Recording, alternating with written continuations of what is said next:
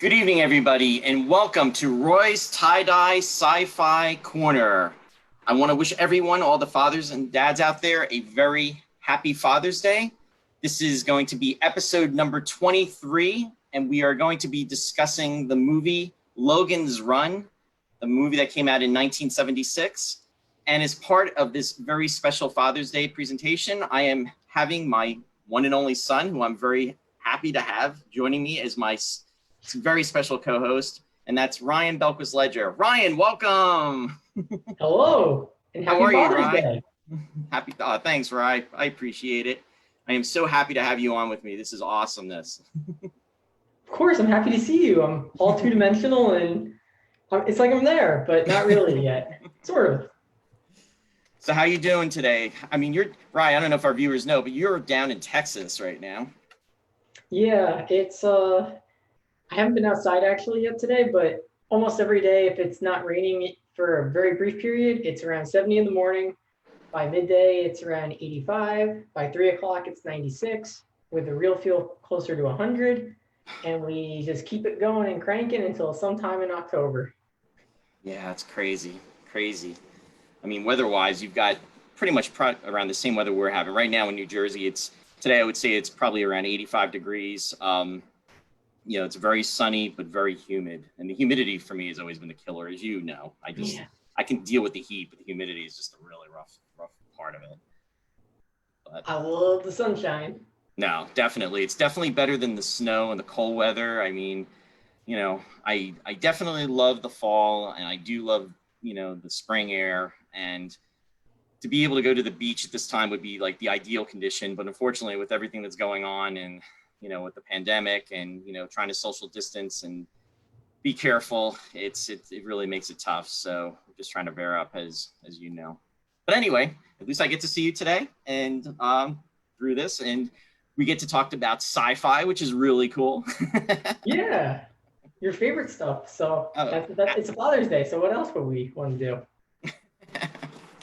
So with that said, we're going to be talking about the 1976 movie, which came out, my God, you were born in 93, so that would have been 17 years before you were even born. But it is the movie Logan's Run, a movie which I'm sure our viewers are aware of.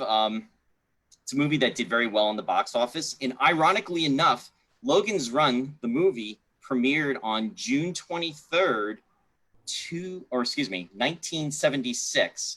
So with that said, that's really cool because, I mean, we're almost literally to the date when it came out 44 years ago, which in itself is really, really crazy. Yikes.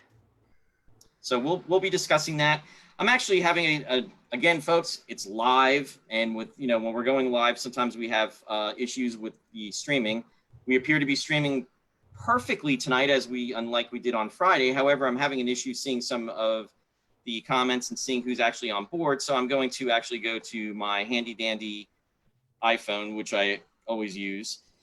I want to wish, and I can actually see people that are actually there and that are tuning with us right now, as you're hearing the feedback on my phone. I want to say hi to Francine. Good to see you out there, Francine. Michelle, good to see you. Runner. John, thanks for joining, and happy Father's Day. And also Ross. Ross is joining us. Hey, Ross, how you doing out there? Eva, my classmate and friend from grade school, Eve is joining us. Thanks, Eva. And hi to Charles and also Martin and Rob. Angela is also joining us. So thank you, everybody. Uncle Vince is out there as well. So I just want to welcome everybody to the show. So before we get started, just want to say that this is a movie that I personally enjoyed. And Brian, I know that you had never seen this movie. I kind of subjected this to you, and I appreciate you watching it. And it's always great to get an opinion from somebody that has not seen a movie before. And also, plus you're from another generation. So this is a movie that was literally filmed 44 years ago. And to be honest with you, Rye, I'm thinking back of nostalgia, like, let's say, you know, when I was growing up in the 80s or even in, you know, in the early 90s, if somebody said to me, will you watch a movie from 44 years ago? I'd be like, oh my God, what? But with Pop-Up, you probably would want me to watch a boxing match, so. Yeah. and instead of wanting to watch a movie, Grandma would be the one that would be watching the movies from the 50s and the 60s. But anyway, with that said, it is a very enjoyable movie. It had a budget of around $7 to $9 million, and it came in over at $25 million. So with that, it did very well in the box office. $25 million back in 1976 was a great deal of money. It's a great deal of money today, but it did very well. So I guess for those of you who have not seen this movie, it actually starred Michael York. It also starred Jenny Agutter. I hope I'm pronouncing her name correctly. Richard Jordan, also Farrah Fawcett, Roscoe Lee Brown, and then also we also had Peter Ustinov. And Ross sometimes will even make mention of his beard looking like Peter Ustinov. So anyway, for those of you who've actually caught him talking about that in previous episodes of the show. But anyway, so yeah, we'll start talking about the movie itself. So, Rye, when you started to watch this and started to get into it, what were your feelings about it? What was going through your mind? Well, given the fact that I'm not sure how often it cycles through, but I feel like my generation has hit a large nail on the head with a lot of dystopian-based movies, novels, series, whether that's the Hunger Games, Divergent series, the companion novels that were The Giver, The Messenger, The Giver, Gathering Blue, and Messenger. So immediately it took, and then obviously George Orwell's 1984, which is prior to me being around, but somewhere in between the two here. Saw it immediately. All right, we're in a dystopian society. Where are we going? What's the how's the yarn gonna start unraveling here? And are we gonna have a happy ending, or are we gonna have an unhappy ending? And who are our main characters? And as soon as we meet Logan, I'm like, well, it's called Logan's Run, so I'm gonna guess that things are gonna start either getting really good or really bad for this guy. And that was kind of where my thoughts were headed as I was heading into the movie.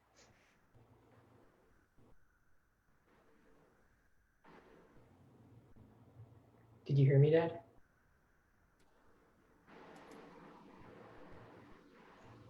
Gotcha.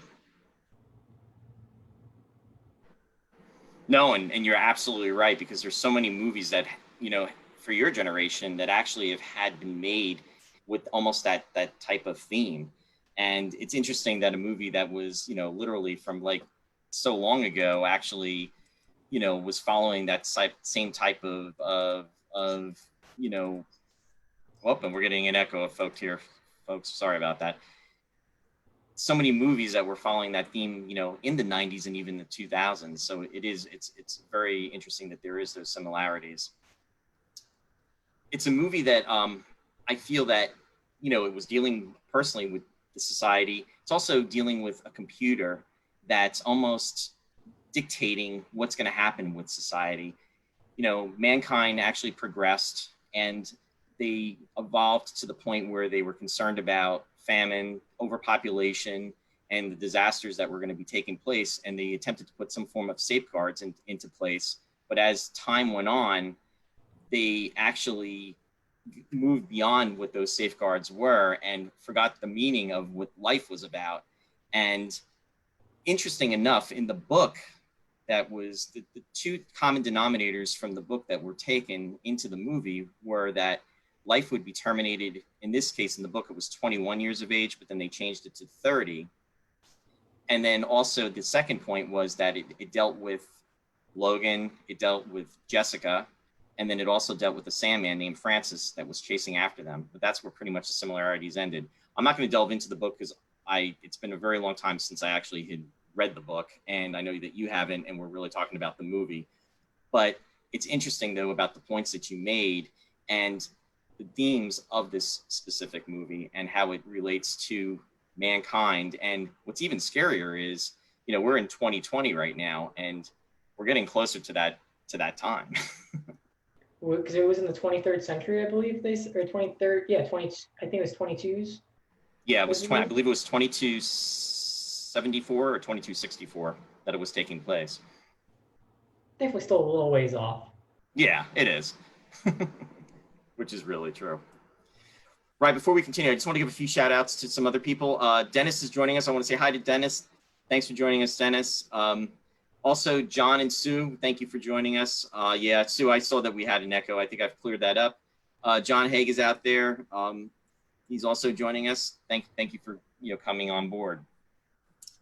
But oh, I'm sorry, Ryan. You know what? It was 2274 that the movie actually took place. I just verified that.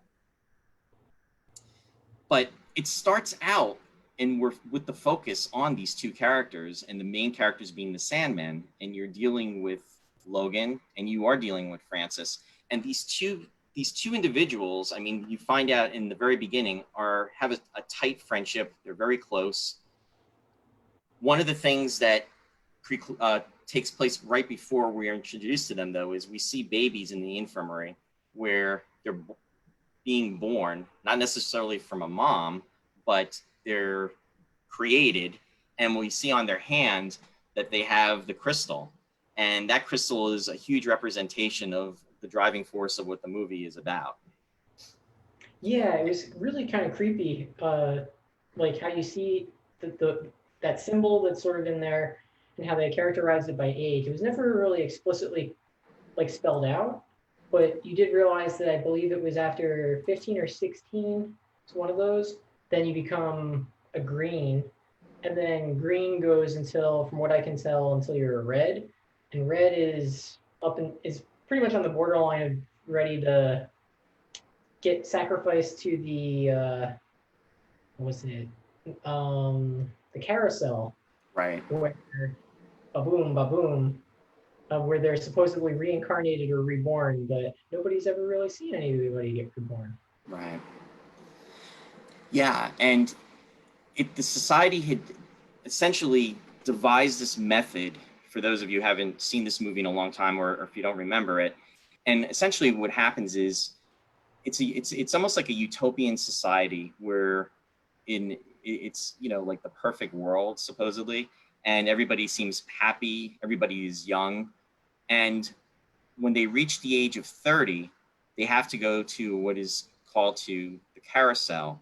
And at that point in time, the crystal that is on their hand, that has been impregnated into their hands, imprinted onto their hands since the time that they were born, will light up and it'll go red.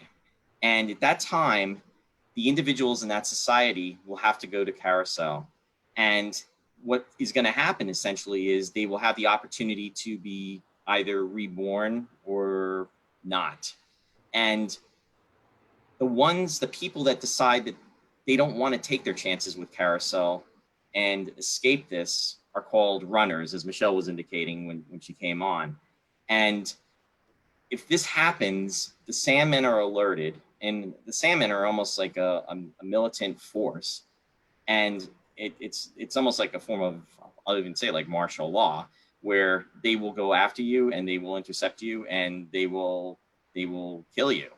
But in their minds, they're not killing you, they're terminating you because you're running, you're going against what society has in place. And what's really eerie is when this does take place, if a Sandman does terminate a runner, once that happens, the Sandman will alert almost like this disposal corporation or process, and they will appear, and then they will almost like disintegrate the bodies, and then they will just disappear, and they'll be gone. It's like there's no trace, no existence. In a lot of ways, it's almost like what happens to them when they go into carousel as well, too. Now, but with the carousel, it's the hope of being rejuvenated, of being reborn, and to have further existence. But as we learn, when you say, right, carousel is not everything that it tends to be, right? Yeah, it's more like a glorified euthanasia. Yeah, definitely. Oh, and Ross is commenting. Yeah, I did not wear my Sandman shirt, Ross. I should have. I totally forgot about it. Next time, maybe when we talk about the series. You know what? I actually want to point out one thing, Dad. You know what is kind of ironic? What's that, Ryan? That everything, all roads lead to Star Trek. Red shirts are in Star Trek. They usually die off, and our guys who get tossed to carousel or die off more often than not are red shirts. You know what, Ryan? You got it. Good eye on that. Hey, and you know what? Just a couple things before we jump in, we go further into the story. I just want to show a couple of things just real quickly here. And as I bring it up on the screen, one of the things what we've been showing is the movie posters that were taking place in the movie theater at the time when the movie was out. And I will bring that up. And this was the 1976 movie poster, Welcome to the 23rd Century, the perfect world of total pleasure, Logan's Run. And Rye, since you mentioned it about all roads leading to Star Trek, for this, Logan's Run, the movie, part of the co-writer of this movie was George Clayton Johnson, who was the original writer for the episode number 6, which was The Man Trap, which was actually the very first classic Star Trek episode to premiere in the US back on September 8th, 1966. So as we are always good to saying, all roads do lead to Star Trek. And again, I always have to give Mary Beth credence for that comment because she penned that. So just wanted to put that out there. But getting back to the story, Rye. So yeah, so the people really don't have a choice with this. And as you said, you know, when they're with the whole carousel process, the effect that they did for this was incredible too, because they actually had to have all these actors and these stunt people on these with the wiring and everything.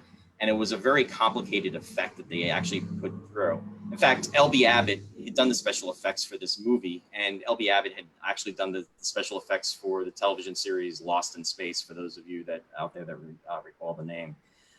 So it was very intricate in regards to that. But unfortunately, what happens is Logan comes across a runner, and when he takes him down, he finds paraphernalia on him, and one thing is in the object of what they call an ankt, and it's essentially what it is it's a key, but it's a symbol, and it's a very specific symbol, and he brings it to the computer area where he's debriefing from the previous mission that he was on as far as taking down this runner. And when he does this, the computer actually goes into this like special mode and starts probing him and essentially sets him up to be almost like a double agent, where he's going to no longer be a Sandman, but he's going to be a runner, and he's almost conditioned. And Logan supposedly has at least 4 more years of life, well, 4 more years of time left before he reaches 30, in which he has to go to Carousel. And he's very distraught about this happening, and he tries to get an answer from the computer. And the computer it's a very cold female voice. It's almost monotone, and the coldness almost goes through you because there is no warmth, there is no feeling. It's just programming. And the conversation he has with her is very one-sided and very simplistic. And he's trying to figure out, how he's going to deal with this whole situation. He asks if he can tell another Sandman, who in fact would probably be Francis, because that's his best friend. And he's told he can't talk to anybody about this. And he's not to have any help, but essentially he's supposed to be a runner, and he's going to be like a spy. And what happens is his crystal is reprogrammed, so it's blinking red. And I thought that was pretty eerie, wouldn't you say, Ryan? Oh, totally, because of the fact that just shows how little control they actually have over one another, like over themselves, right. And how much that this hive mind computer program of sorts, that I'm not sure if the book went into bigger detail about what that actually was or is, but definitely was calling the shots. And yeah, you definitely get a chill down your spine as you're like, oh no, he's on the run. Yeah, no, I agree. And with that, he's also told about the term of sanctuary, that he's to find sanctuary. And he's also told that there's over 1,100 runners that have actually escaped, and he's in disbelief. He can't believe it. And he's thinking, did they go to sanctuary, and why did they leave? And then he's questioning the whole process of renewal. He's questioning about everything that happens during carousel. So it's almost like it's an eye-opener. He's being shared information that he would normally not be privy to because he's being worked as a double agent, supposedly.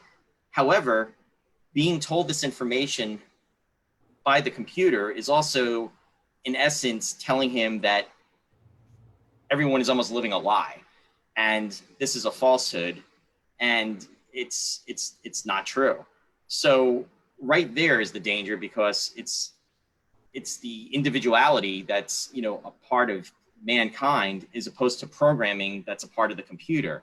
And the computer is just thinking that he's going to carry out a mission, but again, he's an individual, he's a human being, so he's going to go against the programming to do and follow orders. And it really is where the conflict starts to build, in my opinion, with everything. Wouldn't you say, Rack? Oh, definitely. It highlights the notion of individuality versus a systematic system. That, I guess that was kind of oxymoronic or redundant, but then that whole notion that keep depriving education from anything or anyone, whether that's a small piece of information, a larger construct of information, entire ideology is dependent on not on how much information is available, and the notion that if you have more information available, you're able to develop further thoughts and reasons on those things. And it definitely, I think, can either open the doors for allegorical connections for other things, or just, as you said, just look at the difference between computers versus humans, and man has a mind that can look left and right, whereas a computer might think straight. Right. No, exactly. No, you summed it up perfectly. And that is pivotal in this story. All right, I just want to make a couple of comments. Oh, Diane is saying hi. Hi, Diane. Thanks for joining us. Glad to see you out there. And Diane's saying hi, Rye. Rob Barnes. Rob is saying, oh, yes, we'll get to that, where they escaped to, Rob. That's true.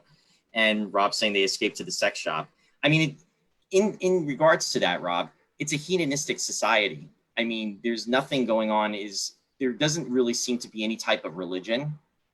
There's nothing in the terms of that, because we're not, the way people or babies are introduced is, you know, there's nothing that's, you know, with, as far as the family union, it's not something that's important. It's almost a sterile environment. It's a means of which humans are being kept alive. And I'll use the term alive in a sense that it depends on how you define life. I mean, they are living. However, are they existing or are they living? So yeah, very, very, very true. And what happens is, since Logan has been imprinted to do this and is on the secret mission, he actually had a meeting with Jessica, who essentially was trying to make her presence known, and she actually is almost acting as almost like a call girl, I'd have to say. And Logan essentially wants to have sex with her, and she is like, you know, kind of mortified, and she's like, I've never done this before. And then he's like, I'm not going to force you, but then he's trying to find out what her intentions are. But after he becomes a runner and he realizes that she's in on Sanctuary because of the ankh that she's wearing, that she knows about it, he's trying to find out from the people that he thinks that she's with, because he follows her, that are part of this secret group that are trying to find Sanctuary or are looking for Sanctuary. He feels that she's going to be a means to get to that point. And what he tries to do is convince her, and she essentially was setting him up to be killed. And in the meantime, while this process is going on and he's trying to convince her, they go into an area of the domes, because it's the city of domes, where there are children. And you were talking about that before, right? Yeah, at the cathedral, where ironically, the children are in the cathedral, which is where there's a lot of violence. They're very rough, almost hedonistic, in a less pure sense, or not hedonistic. Hedonistic is more what everything else is. It's more like you think of innocence for the children, and there's anything but innocence going on in the actual cathedral, and it's terrifying. Like they're vicious, they attack, they just think for themselves, and then the notion, and then kind of just thinking about it, that they go through this notion of being born in that nursery, which is without any parents, sort of like a form of abandonment or orphanage of sorts, and you feel like they don't have that family connection. Right. Then we don't really know exactly where they grow up, but they're growing up in a cathedral again without any parents. They just have each other. They're roughed up, and as Logan pointed out, they go from there to then they become a green, and then they have to go into this like pure society, pure quote unquote society, and it almost feels like it's essential to the brainwashing that goes on, because you're going through this entire process of being beaten down and battered, having everything, like you're practically staying alive, you're probably fighting each other just for food. I mean, the girl stole the bracelet from Jessica when she had the chance to, really quickly when they first got there. Right. And it feeds into this notion of how the psychology of the system appears to work.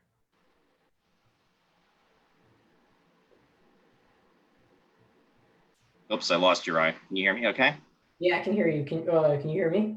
Yeah, now I can. Sorry.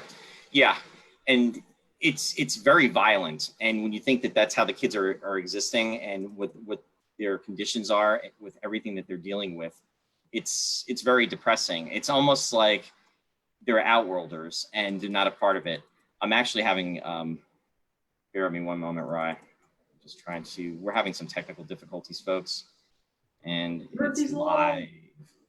What's that, Rye? Murphy's Law. Murphy's Law comes through. Hang on one second. Yes, and Dennis is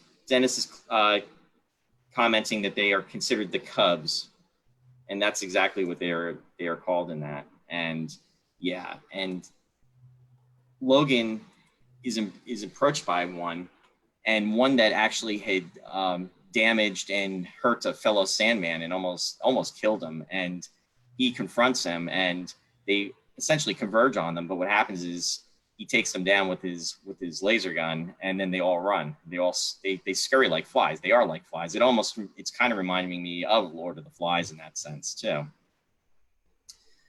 But anyway, after that has happened, Logan proves to Jessica that, or attempts to prove to her, that he's on the up and up, because they come across a runner and he lets her free, and he doesn't kill her. And unfortunately, what happens is Francis is tracking them, and he sees all this, and he executes that runner, the female runner, and then they make their way back. Now, Logan has this idea of trying to change his appearance, change his face, because from the runner that he had killed, he found out that he had gone through this entire process. So with Jessica's aid, they go to this area where they can actually do like a form of plastic surgery. But when they get there, unfortunately, the doctor that's handling this is not on the up and up. He's part of the group that Jessica is working with, and essentially he wants to kill Logan, because he feels that he can't be trusted, and he's a traitor. And Logan, sees what's going on, and they get into a battle, and then the doctor winds up getting killed in the process. And then what they do is they escape, and they have to flee the city. Meanwhile, Francis is on pursuit of them. And as Rob was pointing out earlier, that's when they wind up going through this like sex shop, and as they're being chased. And it's a very very artistic type of situation that's going on there. I'll just say that for now. But it was very interesting. And then what they do is they make their way to get out of the city of domes. And for the very first time, they're outside. And it's just that you have to imagine, if you've your entire life been inside and you've never experienced anything like it, and it would almost be like how we have an awareness of everything that we live with in our society. I mean, we are able to go outside and do different things, and we have, our existence. However, it would almost be like if we were given the ability, and I'll use this as an analogy, to maybe walk through another dimension, and this other dimension is the reality of our lives, but we were just never aware of it. It's almost like the other world that exists. And to me, that is what was being conveyed. And it's a very powerful moment for both of them, because in their entire lives, that's all they've known. Wouldn't you say, right? Yeah, and it's actually another thing I want to point out that I think is kind of interesting is sort of how you brought up the doctor and the people who are tied to Sanctuary, or at least the rebel group. They said that they're not at Sanctuary, and Sanctuary is still somewhere else. And you get the impression that these people are supposed to be something that's like freer from sort of everything else that's going on, but they're still trying to kill Logan because can't be trusted, not pure enough for, pretty much pure enough for whatever that group is. And it's sort of a mirror image of what's going on the other side. Right. And I feel like you have that, and then the outside, way out there, and they end up feeling like things are alive. You get to see everything, it's just kind of going. And first, from the outset, the notion that you get the impression they were in this societal dome area to try and prevent or be separated from whatever the death and disaster is that's outside. But that's really where all the life is, and where the most freedom is, and where everything is flourishing. So it's Right. interesting, this entire contrast, how even the people who are trying to quote unquote be alive are sort of mimicking the same aspect, in that everything that was supposed to represent death is actually representing life. Yeah, absolutely. Oh, you know what, Ryan? And Martin just brought up, and I left out an integral part of this. And forgive me, Martin, you're absolutely right. Prior to them getting outside, and there was a lot with this, when they actually leave and they're going through the tunnels and they're getting to the next area, what happens is they get to the freezer area. And I jumped way ahead on that. And this is even before they get outside, and I do apologize for that.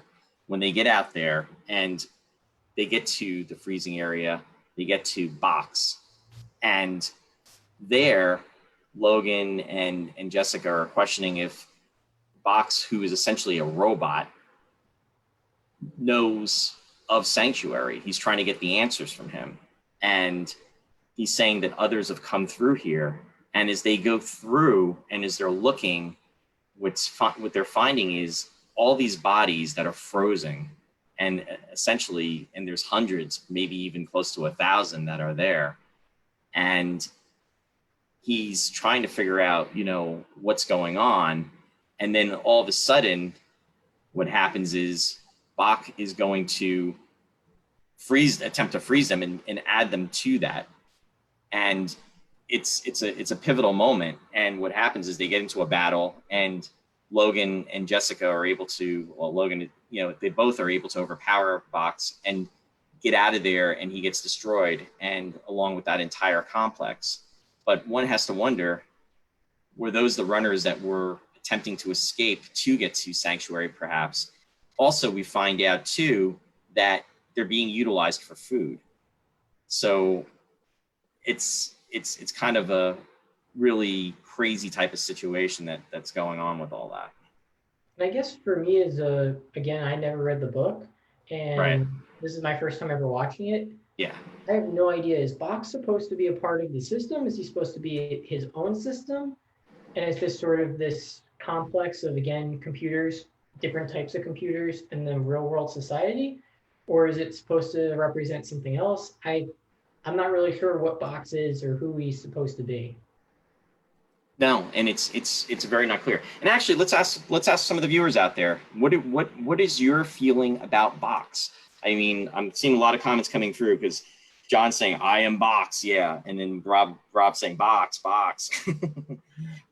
and these comments. So, and also Roscoe Lee Brown, yes, he was terrific as Box. His voice was incredible, and Star Wars fans will remember him. He actually did the story of Star Wars. He was the narrator of that album that came out in 1977, which was almost like an abridged version of the movie that we all had back in the day. So, yes, what is your feeling about Box? Box is the purveyor of the food supply. Yeah, that's what Martin is saying. Yeah. So essentially, he was like the overseer, and that's what was going to happen. Those people were going to be turned into human fodder and used. So in essence, it's almost like the runners that were attempting to, that did escape but did not make it to sanctuary, were caught and were being utilized for that very purpose. And yes, Mary Beth is even commenting, it's Soylent Green. It's a Soylent Green moment. And Mary Beth, you're right. And interesting enough, one of the original writers for this movie, or consultants for the screenplay, actually was involved with Soylent Green. And I can't think of his name at the moment. So there is that definite tie in there. And that's a movie that I just recently actually got to watch, and we'll be covering, Sherry and I are going to be covering down the road to discuss this. So, and that's a 1972 film that takes place in 2022. And it's very interesting with that. Also, for those of you who are Space 1999 fans, I guess this is where all roads lead back to 1999. In the episode Mission of the Darians, a huge spaceship with Daria, the Darian spaceship, is discovered by the Alphans. And what happened was there was a tragic accident, and only, quote unquote, X amount, I think 14 true Darians survived, and then the rest of them were essentially people that, you know, were not part of the original group. They were descendants. And what the Darians were doing was they were using those descendants, the mutants, so to speak, for food, for cannibalism. So it's kind of interesting how that type of storyline is being utilized, and was being utilized in that time frame. Martin is saying, fish from the sea, plankton, but that dried up, and then the runners become the replacement food supply. Yeah, exactly. Dennis is saying the fish, plankton, sea greens stopped coming, and then they began to come. And that's essentially what was happening. So back to what your question, or what you were saying, Rye, that was, you know, Box was there for that very purpose, and that was the his role. Interesting though, I would have thought that there would have been more of him, or there would be almost like a not just one Box, so to speak, but, you know, essentially that's all we are introduced to. Maybe there were more, you know, that were lurking in the shadows, so to speak. But getting beyond that point and back to where, you know, I had skipped ahead, they actually got out, and then they were exposed to the outside and seeing it for the first time. And they're still in search of sanctuary. However, Logan is questioning sanctuary because he feels that maybe it really didn't exist. And it was, you know, he almost says about them going back, but at the same point in time, he's falling in love with Jessica. And even though he is on this secret mission, you almost forget about it. And that's the way I was feeling, that it was almost like he really truly was becoming a runner. It wasn't just an act. When you say, right? Oh, definitely, because of the fact that once he gets out there, and I don't know, the pivotal moment for me, for him, like, he's looking at the sun. Well, not many pivotal moments, but he's looking at the sun. They've never seen it before, and they're just staring at it. And my first instinct is, why would you stare at the sun? You're going to go blind. But they've never seen it. They said it feels warm. And I get the pivotal moment, I felt like, for when they were outside, and you could definitely feel that they sort of were becoming their own. Right. When they started, they did this a few times while they're outside, but they looked at their hands, and it's no longer red, no longer green, but they have silver on their hands. Right. And I found that this was particularly interesting because of the fact that, other than one line that Francis gives later, there's no indication at all for what silver means. It's just, in some essence, it's a lack of color. And for me, that represents freedom, in a sense. White, clarity, crystal clear, not being blemished or bound. Yeah. And Francis, I mean, we'll jump ahead to that point. We won't get to that point yet, but as they are exploring, they come up, you know, they're what appears to be, and they're in Washington, you know, they're in Washington, D.C., and they're seeing tombstones, and they're seeing writings and years on it. And all of this is it makes no sense. And they're, you know, looking for the people, and they get, you know, they're finding the library and the books. And then what happens is they come across this old, what appears to be an old man, which is Peter Ustinov. Interesting enough, Peter Ustinov, when he did this, he was 55 years old. So to say that Peter Ustinov was old, I almost feel like that's kind of insulting. But I also think they actually had him made up a little bit more to look older. But for them to see somebody that was above the age of 30 was like life-changing. I mean, it was a shock. I mean, you know, they both are looking at him and they're saying, you know, can I see, you know, can I feel your face? Can I, do those cracks hurt? You know, why is your hair gray? And you know, they're questioning him. And yeah, and John is mentioning, and you know, there's the 3 cat names, and Ride, you brought this up and you caught this, and I didn't, about the cats. The cat names are instrumental, and you know, tell us about that. Yeah, you get your 3 cat names, and it was like pretty much immediately as you see this guy, he has his own monologue, and he goes over how cats have 3 names. They got their ordinary name, they've got their fancy name, and then they've got their 3rd name that researchers will never be able to figure out. And the only one who ever knows what that 3rd name is the cat itself, and they know it deep inside for themselves. And I really felt like that was a pivotal, like, it represented everything you have, because you have the way that the world perceives you on a day-to-day basis. Then you have how the world perceives you when you have your titular role or profession, whether that's Sandman or runner, green, cub. And then that 3rd one is sort of getting that name that they know within themselves who they are.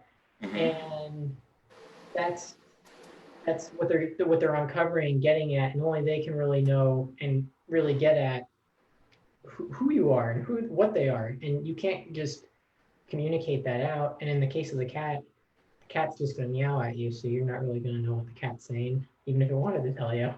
It's a sense of if anything, it capitalizes, or it emphasizes the misunderstanding between every person that's in the society. At least that's how I interpret it. I'm not sure. Yeah, and that's a very, you know, that's a great analysis of it. The other thing we were talking about too before the show is the many lives of a cat. Supposedly cats have 9 lives, and you know, the basis of the story too is with, you know, them being, you know, rejuvenated and going through the whole process of carousel, and also, you know, having the opportunity to rejuvenate and have another life, but which in essence is a falsehood. It doesn't really take place. However, it's not something that is made aware and that they're all known to be. So while all of this is going on, and Logan is delving deeper into this and having the conversation, what happens is we find out that Francis has made his way there, and he's crazed, and he essentially takes Jessica aside and he's screaming at her, and he's like, what did you do to my friend? He was a Sandman, and he, you know, essentially he was a Terminator, and he is threatening her, and then he's berserk, he's out of control, his emotions are running wild, and he's threatening Logan. He wants to kill Logan because everything that they believed in, everything that was true, their truth, has essentially gone out the window. It doesn't exist anymore. Now Logan still apparently feels his friendship for Francis because they've been friends, they've been so close, and he's trying to get through to him. He's trying to prove to him and talk to him and convey to him that this is all a lie. This is something that did not really exist. However, he can't, because it's so ingrained and it's so programmed in him. And even at this point, you still have to wonder, because of what's happened. You know, Logan started out as this double agent that was going to be a part of all this, and now he's become so immersed in his role that he is living, as you said earlier, Rye, he's living his life. He's has that new life. He's been renewed in a different sense. I mean, the renewal has not been through carousel, but it has been through, you know, there were exploration of going out and finding sanctuary. So in essence, the renewal took place, but not in the way that it normally would, at least within the realms of the story. And while he's trying to convey this all to Francis, which Francis does not want to hear, they get into an impending battle, and Francis is trying to kill him. And then what happens is Logan takes him down and is essentially forced to kill him, and the regret there. And then even with Francis's dying breath, he doesn't want to accept that everything Logan has said is his truth to what you just said. And when he sees the hand, it just makes him feel that he's been renewed, and it's going back to the whole process of Carousel, because that's all he knows and that's all he believes, and then he dies. And it's tragic. It's very tragic. In that whole scene, though, there's a bunch of things, I guess you could go on for a long time. But I guess one of the things that was interesting was that Francis was killed they were battling each other with an American flag pole. Right. They're battling in DC because they're at the Lincoln Monument. So another site of dealing with emancipation of slavery, Gettysburg Address, everything that's sort of tied with Abraham Lincoln, everything's tied with DC in general, sort of the capital area. Yeah. And then you wonder why it is the City of Domes is right next to where the capital is. But that's just more speculative. And then the other thing that I want to point out about kind of like how you tied in that everything's sort of tied in like a funnel view for Francis. The only thing I couldn't reconcile with, and again, maybe I'm missing something, is that the silver symbol that was on his hand, he made the comment, "You're an elder," and yes. Nowhere through the whole entire movie, if I could be mistaken, we never had any talk about elders or anything of that nature. I did a little bit of research and I saw that there was a TV series, but I don't know if elders played a bigger role in the book, or if it was just something that was brought up in the TV series, or if it was something that was just sort of, again, like you said, he's delusional and he's just feeding into the notion of renewal. Right. Yeah, and that's a question we'll put out to our viewers in regards to the elders. Before we do that, I just want to say hi to Suzanne. Thanks for joining us, Suzanne. I see that you're out there. And Rebecca, I saw that you jumped on also. Thanks for joining us, Rebecca. Appreciate it. Question in regards to the elders. Any comments from everyone that's listening? And there's a little bit of a delay here, so we'll wait to see what comes through. And as we're going into that, yeah, and then the other question too, Ryan, is because Peter Ustinov's character would be almost considered an elder. What happened to the other elders? I mean, Peter Ustinov does talk about how he had a family. He had his mom, and he had spoken with his mom. There's the references, and it's almost you have to wonder or think that there was something a war that took place, like a World War III, that devastated everything and left everything in ruins. And then this society was created in order to potentially save mankind as a last-ditch effort. And then unfortunately, maybe in the process, the machines started to take over as a result. I'll do the Space 1999 reference. It could almost be almost like the Guardian of Pare with in regards to that episode, because the people of Puri built the machines to sway them from doing decisions. But then what happened was, perfection was what they were seeking, but then they weren't doing anything and they died. So in essence, this is what was happening with the people of Earth in this time frame. Yeah, they were living until 30, but essentially their lives were being cut short in order to keep things self-sufficient to a point in which the computer felt that it would be able to provision everything for that society through programming. Star Trek reference, Return of the Archons. I mean, that comes to mind with the Will of Landru. I mean, there's another example of that as well, with machines and, taking over society. But I'm waiting to see if anyone else is commenting on that, Ryan. And I'm waiting and seeing here. Rob Barnes is saying there were elders in the TV series who ran the city. It's been a very long time since I've actually watched the television series. It's been probably like about 3 decades, and I've only seen a handful of those episodes. And it's something that we will talk about on the show. We'll go back and we'll circle back, but the series being totally separate from the movie. But I agree with you, Ryan. I don't think anything else was mentioned in regards to the elders past that point. But after this impending battle, Logan wants to bring Peter Ustinov's character, the old man, back. And he wants to show everybody that it does not have to be this way, that, you know, things can be different and they don't have to go through Carousel. And Jessica doesn't want to go back because she feels that they can have a life and she just wants to be with him and they can start over there. But he feels that he was a Sandman. He had terminated so many lives and he would not be able to live with that whole process. So he's bent on going back. He goes back with Jessica. They take the old man with him, Peter Ustinov's character, and they get to a certain point and they ask him to stay outside the boundaries of the city because they have to travel underwater and they feel that he's not going to be able to do that. And they said, you know, we'll be back. And he's like, with the people? And they're like, yes. And one of the things too, Peter Ustinov had asked Jessica and had her promise that he wanted to be buried, you know, outside of the city where they were, and that, you know, when he died, he would be buried. And that was something that she had promised. So at first he's very upset about having to go, but he feels Logan is able to convince him that he should go with them. This will be a help. This will help, you know, the society. So he agrees. So when Logan and Jessica go through underwater and they get back in, and then they get to the area where Carousel is, which essentially looks like a big mall area, because it was filmed in a mall and actually in Dallas.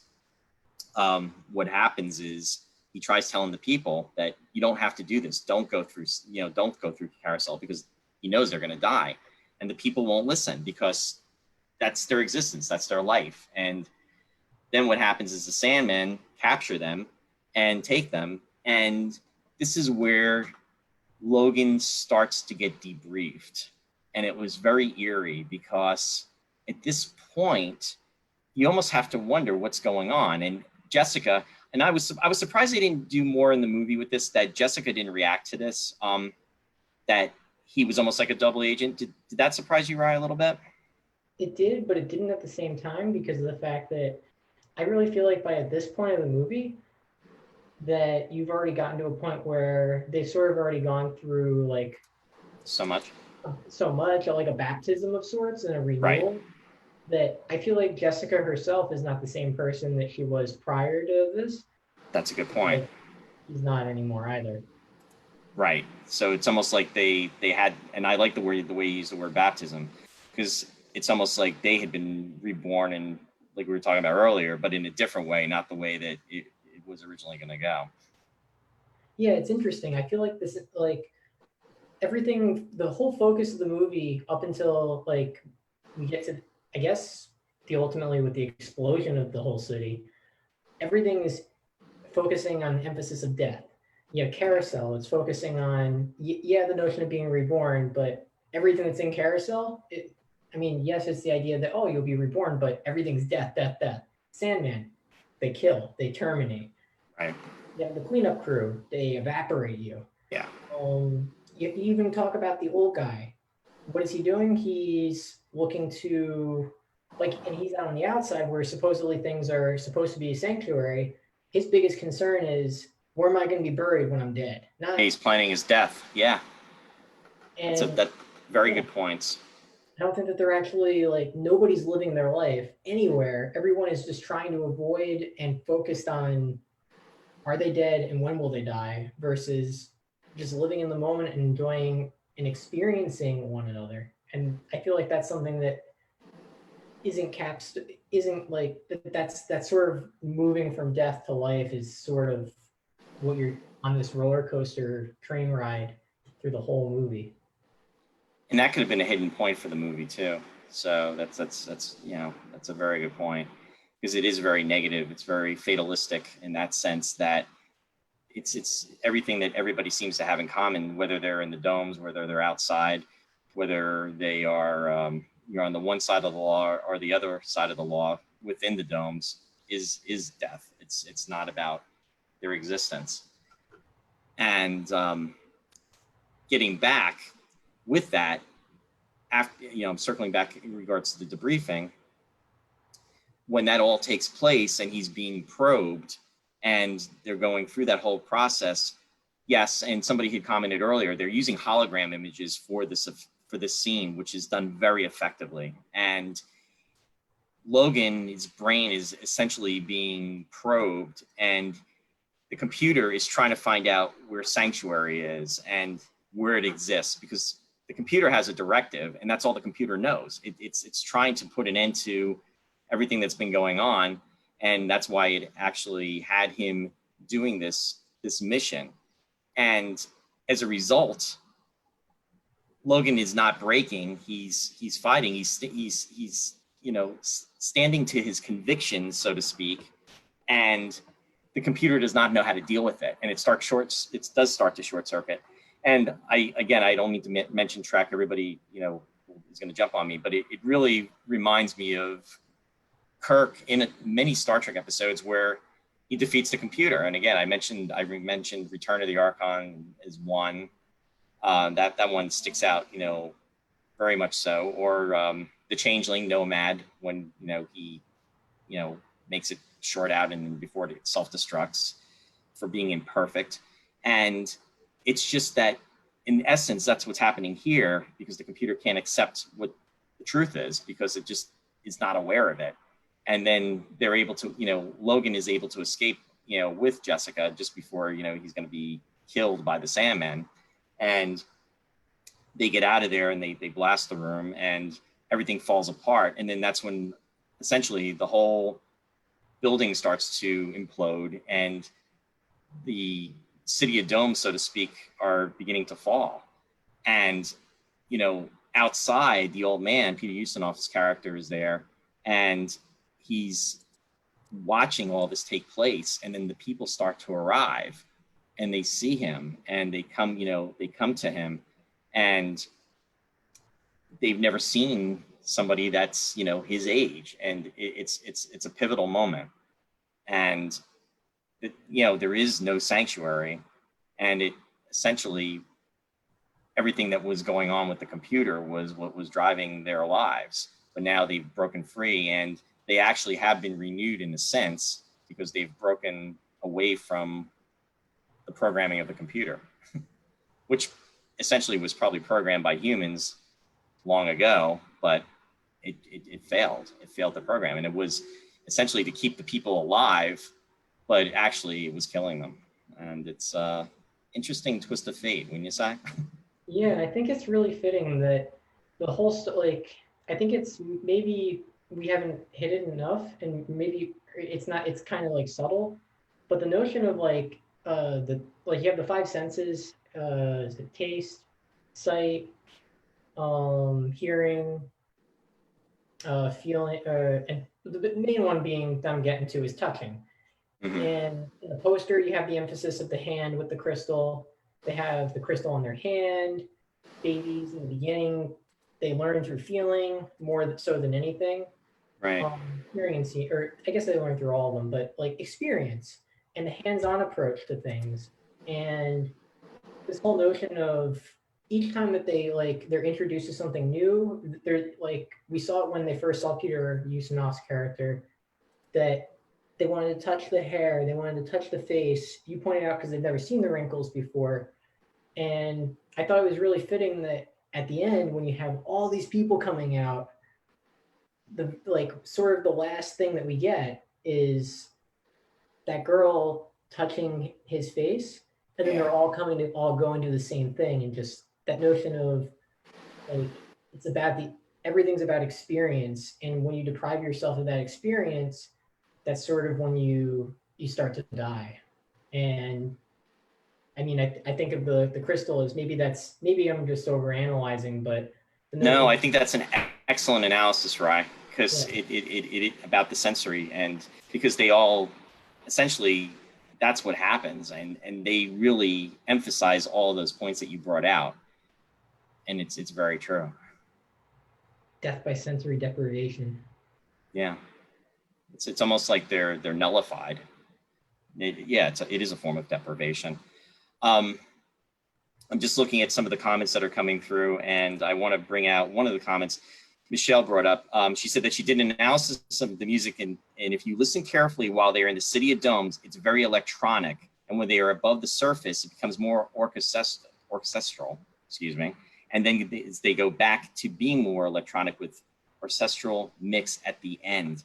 So yes, that's very true. I'm not very musically inclined, but when they are showing the City of the Domes, especially in the beginning at different points, it's almost, it's almost like, I don't want to say a synthesizer, but it's very electronic. I guess that's the term you use best, Michelle.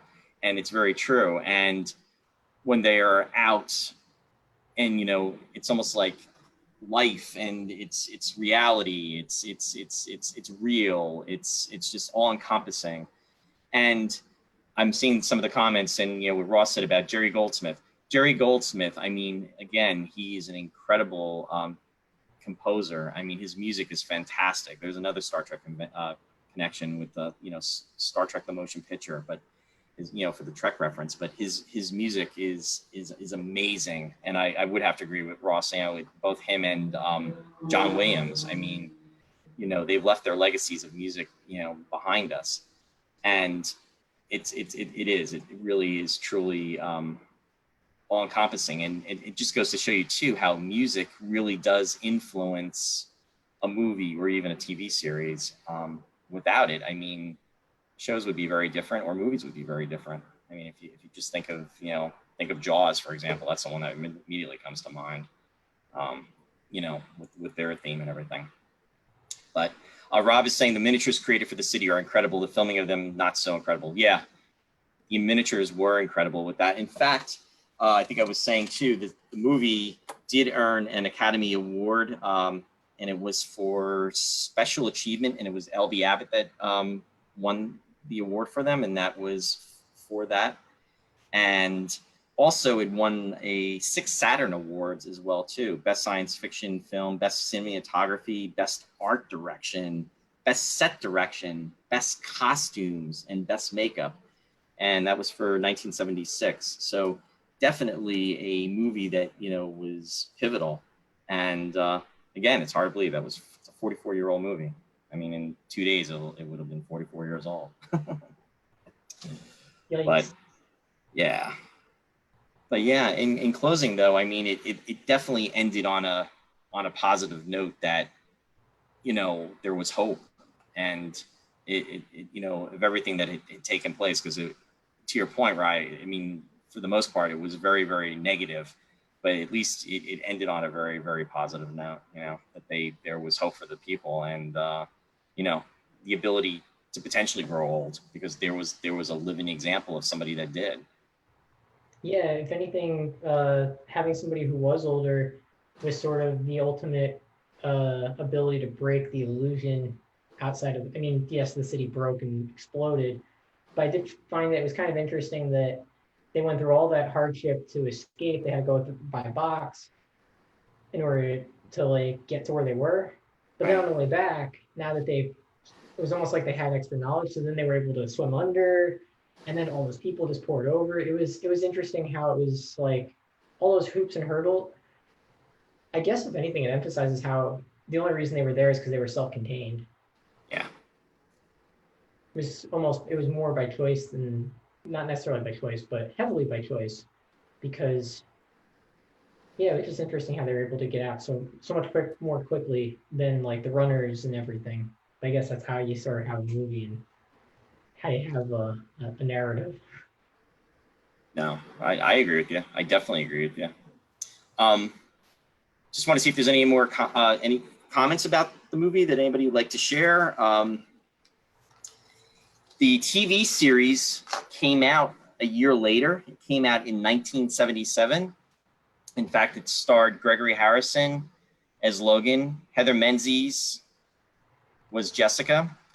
And I tried to do a Starlog tribute with the show, and unfortunately, there was not a movie cover for Starlog magazine for the movie.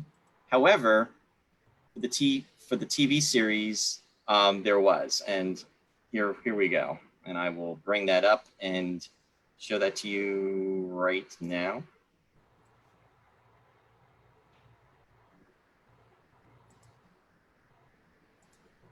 For those of you that like Starlog magazine, Starlog number 9 back in the day.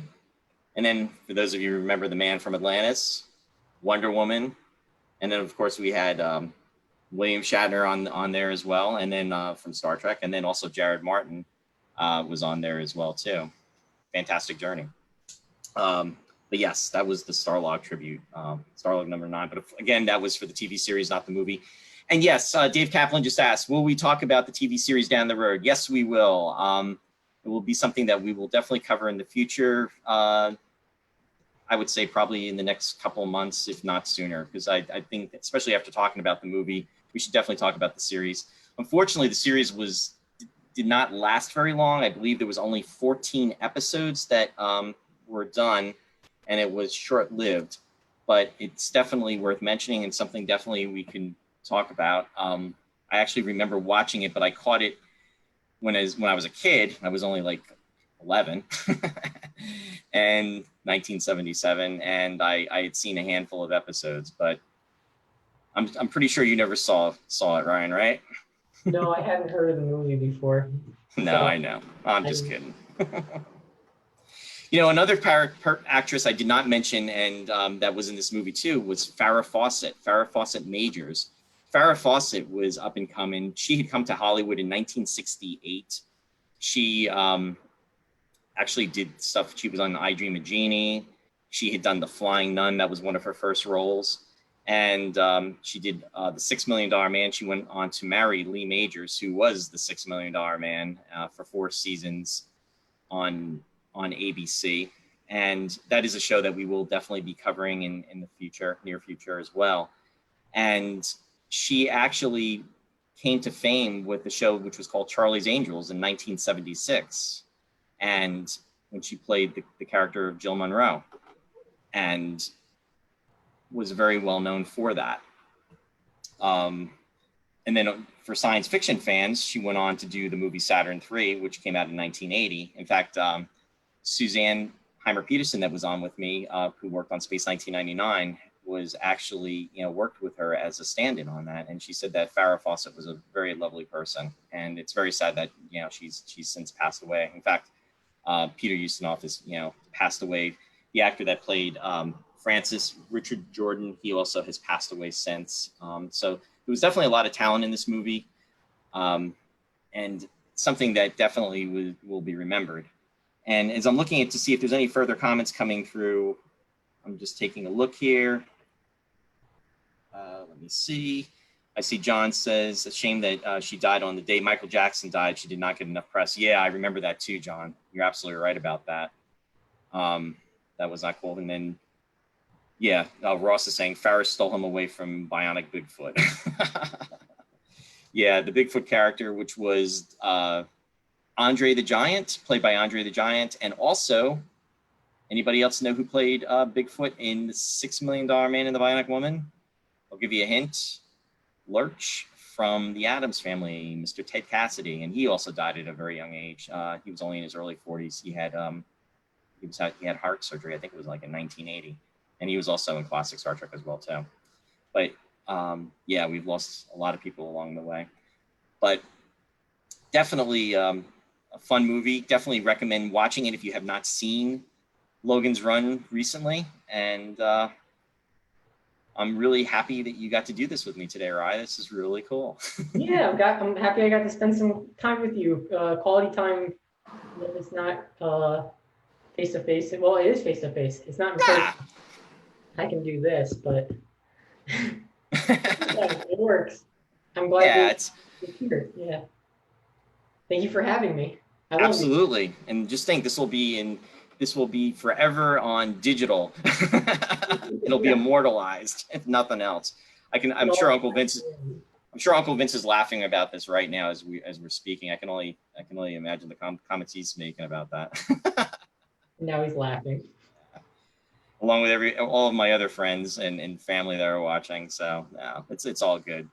Well, at this point, I want to do a shout out to do shout outs for this portion of the show, and we're going to do that. And as we switch over, and bear with me one moment as I get a little bit situated here. I am really having technical problems tonight. We are getting there, folks. Okay. So for my shout outs, Sci-Fi Distilled, Wednesday nights, 7 p.m. Eastern Daylight Time, June 24th, this coming Wednesday. Mike and Mary Beth will be joined by their guest co-host, who's Ken Schmidt. They will be doing a special edition, which is Make Me Watch episode. And this is going to be for Mary Beth. Mary Beth has never seen Army of Darkness. So she's going to be subjected to Army of Darkness, and they will be talking about it on June 24th, this Wednesday. So definitely check that out. And then also on July 1st, which is also Wednesday, it's going to be the following week at 7 p.m. Eastern Daylight Time. They're going to be doing a Star Trek behind the scenes, and it's going to be special guest hosts Denise and Michael Akuda, along with Doug Drexler. The three of them are amazing. They're also very friendly people. They're wonderful people, very intricate in the Star Trek universe. I'm very excited about this and looking forward to hearing what this episode is going to be about and what they're going to be showing behind the scenes. So definitely check it out. Sci-Fi Distilled. Mike and Mary Beth deal with the 80s and the 90s of science fiction. So that's coming down. So be aware of that. And then also coming down the pike, I want to make you aware, Country Gate Theater. And I say this all the time too, you know, theater groups across the nation right now, and even the world with the pandemic that is going on, are affected, and especially community theater groups, there's no type of way that they can support themselves because the box offices cannot be opened because of everything that's going on with this pandemic. I mean, everybody's trying to social distance right now, but it really makes it incredibly difficult to do that with, you know, community theater groups, because not only do you have to have spaces, you know, for the people that are sitting, for the patrons that are watching the shows, but also as far as the actors that are on stage. So what's starting to happen is a lot of groups are doing what are called virtual theater and having it online. So stay tuned for Country Gate, and they are in Belvedere, New Jersey. They are a very special theater group, close to my heart. And be noted that their website is www.countrygate.org. And Bill, Gina, and Marissa are working to put together some things that are going to be coming down the pike, and will be online to watch, and just keep up to date on their website. And it's going to be coming very soon. So definitely check it out and, you know, help to support them. Again, www.countrygate.org. Also in 2021, Destination Moonbase Alpha, a Jerry Anderson event. This is going to be the next Space 1999 convention, and also Jerry Anderson type of convention event that's going to be taking place. And this will be taking place at the Park in Radisson in Heathrow Airport, London, England. And again, it's scheduled for next year, which the dates are September 9th through the 13th, 2021. There's a lot of time between now and then, at least, you know, close to 15 months, especially with this pandemic going on. Hopefully things are going to be calming down between now and then. So check out their website. We're really looking forward to this convention, and it's www.destinationmoonbasealpha.com. Again, that's www.destinationmoonbasealpha.com. And also, I want to give a shout out to Ross Amico, who has been a co-host of mine these past 3 times. And he has a show, a radio show that is called he's the host of Picture Perfect. It's on Fridays at 6 p.m. Eastern Daylight Time. And also he does the Lost Chord, which is on Sundays at 10 p.m. Eastern Daylight Time. And check that out. The address for that is, the web address is www.wwfm.org. And again, it's www.wwfm.org. And definitely look out for that. Now, as far as things that are coming down the pike, next Sunday, Mr. Mark Cushman, author, writer, director, and producer, he wrote These Are the Voyages, the original series, season 1 books. He's actually done season 1, 2, and 3. He's actually going to be joining me, and we're going to be talking about Star Trek, folks. I've been saying that Star Trek and Doctor Who is going to be coming to this show. Star Trek is finally going to be here. I know a lot of people have been asking me about it, when Star Trek's going to be coming. So this is going to be the start. We're going to be doing Star Trek season by season. To start this off, Mark's going to be joining me, and we're going to be talking about season 1 of classic Star Trek, and that will be next Sunday, June 28th. And then also July 12th at a special time, which is also a Sunday. It's going to be 4 p.m. Eastern Daylight Time. Award-winning special effects supervisor Brian Johnson is going to be joining me as my special guest co-host, and we're going to be talking to Brian, and he'll be talking about his time on Space 1999 for seasons year 1 and 2.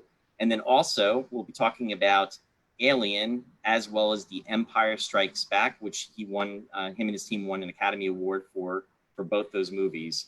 And very excited about having him on, as well as Mark Cushman. So these are 2 things that are being down the pike, so stay tuned for that. And then for this coming Friday, Ross Amico is going to be joining me back, and that'll be on June 26th, and it'll be at 7 p.m. Eastern Daylight Time. And we will be talking about, for the 4th time, 1979 is the year, and we are going to be talking about the first Alien movie, which is entitled Alien. So that will be our subject of discussion. That will be next Friday. So looking forward to that, and just wanted to give you an idea of what was coming down the pike and everything. So with that said, I want to wish all the dads out there a very happy Father's Day. I want to thank everybody for joining me, especially my son, Ryan. Thank you, Rye. I really appreciate it. I love you, and thank you for being on the show. It's awesome. Yeah, of course. I wouldn't want to be anywhere else right now. I love you. Thanks, buddy. And I just want to say to everybody, live long and prosper. If you want to check out our show, if you miss it, also you can always come to the site and view it there. And then also you can go on YouTube. The shows are saved on YouTube. Just do a search on my name and you will be able to find it there. And if you are enjoying the show, please share it on Facebook and just, spread the word. And it's really been a labor of love with everything. It's just a really difficult time. I say this at the end of every episode, but it's just that it's really important, and I don't think it should be left out, that we are really at a scary time right now, and social distancing is really important, and it's something that we really can't forget about. It's just that things have gotten better in different areas. I know in Pennsylvania, I'm in New Jersey, but right on the border of New Jersey and Pennsylvania, we are in a green area, but so they say, but you just have to stay careful and vigilant with everything that's going on, because it could easily go the other way, and you just have to have awareness. I mean, everybody wants to go out, myself included, and, to socialize and do things and be with, friends and family, but it's just that we have to be smart about it. And if we're not, we're going to really have a situation. I mean, I'm praying that we're not going to have the situation restart in the fall, or, even in the early portion of winter that they've been saying. But I mean, we don't know. And it looks like it could potentially go in that direction, and let's just pray to God that it doesn't. So just, be smart with everything, and just, stay safe, everybody. All right. And this has definitely been a labor of love. So I'm just glad we can bring everybody together and have friends and family and new friends out there, just, get away from the realities that we were dealing with, and just, come together just to talk about sci-fi, have laughs, and just, talk about cool stuff that we really enjoy. So that said, live long and prosper. Live long and prosper. Good night, everybody. Night. Bye.